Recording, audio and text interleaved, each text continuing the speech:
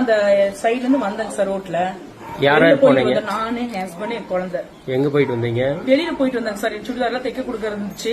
அப்படியே போயிட்டு கொஞ்சம் பேக்கரியில போய் ஒரு டீ சாப்பிட்டுட்டு அப்படி வந்தோம். எந்த பேக்கரிமா? திவ்யா பேக்கரிங்க சார். இந்த இங்க சரி ஓகே. முத்துக்கொணூர் பிரிவு அங்க. சரிம்மா. அப்படியே வந்துட்டு இருக்கும்போது ஃப்ரூட்ஸ் வாங்குறேன்னு சொன்னாரு. இவர் இறங்க சொன்னாரு. நான் இறங்க மாட்டேன்ட்டேன், எனக்கு முடியலன்னு. சரி வா உங்க கூட இதே ரோதன்னு சொல்லி கூட்டிட்டு வந்தாரு.